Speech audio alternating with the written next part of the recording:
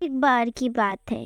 एक दिन एक गांव में एक परिवार रहता था, जिसके घर में हरिया, उसकी पत्नी कमला और उसके 2 बच्चे रिया और चिंटू सब रोजाना की तरह रह रहे थे।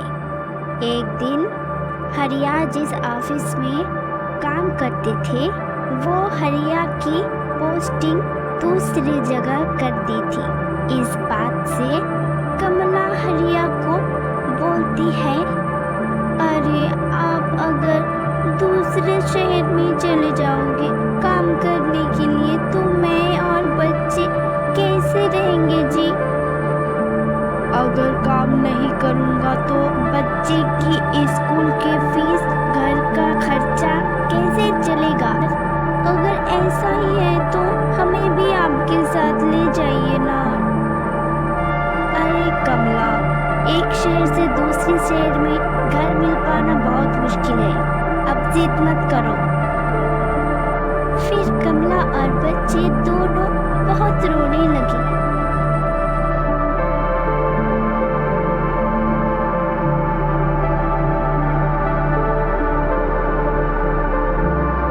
अजी, अगर आप जाएंगे तो हम भी जाएंगे।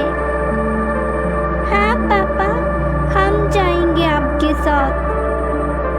बच्चे और पत्नी की जिद करने पर हरिया रात भर बहुत सोचने के बाद निर्णय लेता है कि सभी को अपने साथ ले जाएंगे। कमला चलो तैयार हो जाओ, तुम सब, बहुत काम है, घर ढूंढना है, बच्चों को नया स्कूल में एडमिशन भी करवानी है। जाओ जल्दी जल्दी से तैयार हो जाओ। कमला हरिया की बातें सुनकर बहुत खुश हो जाती और जल्दी जल्दी तैयार भी होने लगती है। फिर शहर में पहुंचते ही हरिया को एक घर बहुत मुश्किल से मिल पाता है। अरे चिंटू, देख कैसा स्मेल है इस घर के अंदर से। हाँ रिया, तुम ठीक कह रही हो, अजीब सा खुशबू है। अरे बच्चों, ऐसा नहीं है, घर के मालिक कहा तो था कि घर बहुत सालों से बंद पड़ी है, इसलिए ऐसा स्मेल आ रही है। मैं अभी साफ कर देती हूँ, फिर चमचमाने लगेगा घर।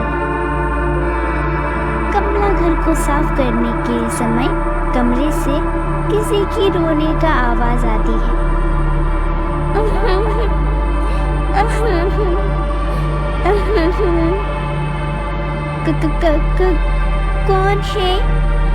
कौन है यहाँ पर? कमला हिम्मत करके दरवाजा खोलती है, पर वहाँ कोई नहीं होता है। कमला एकदम से डर जाती है और भागी भागी से हरिया के पास आकर बोलने लगती है, सुनिए जी, मैं ना वहाँ उस कमरे से किसी की रोने की आवाज आ रही थी, पर वहाँ कोई नहीं होता है, आप एक बार चल के देखिए ना। हरिया हंसता है और कहता है, अरे कमला, खाली घर में ऐसा ही आवाज आती है, एक बार कहो तो 2-3 बार सुनाई देती है।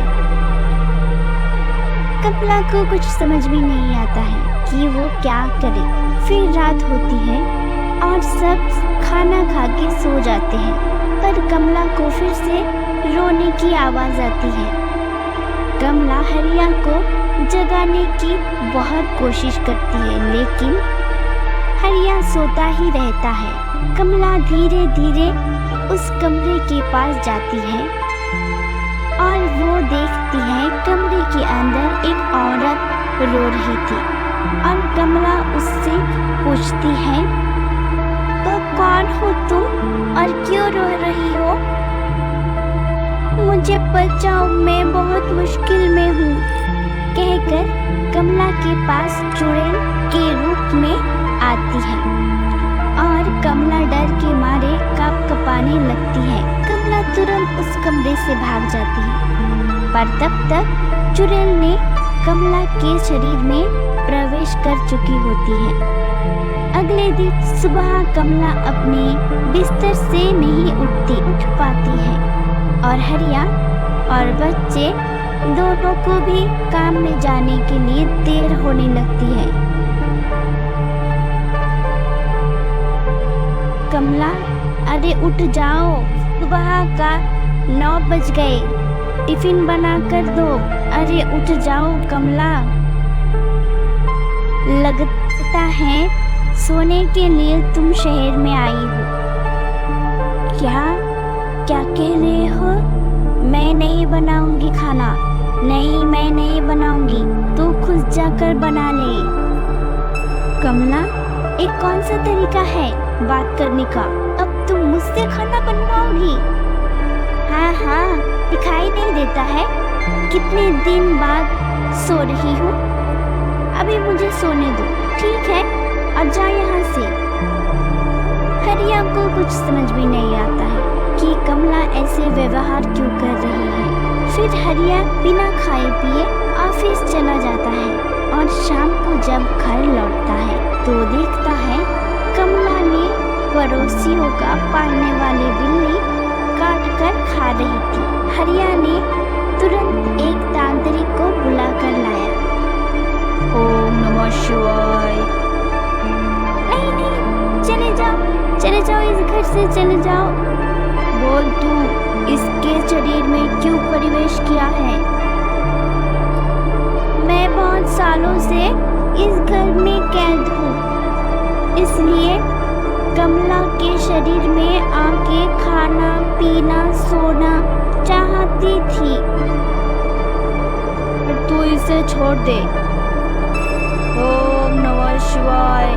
नहीं नहीं, तांत्रिक ने चुड़ैल को कमला के शरीर से निकाल दिया और फिर हरिया ने कमला और बच्चे को लेकर वापस अपने गांव चले गई और वहां पर जाके सब खुशहाल जिंदगी जीने लगते हैं। अगर आपको हमारी कहानी पसंद आई हो तो लाइक और सब्सक्राइब कीजिए।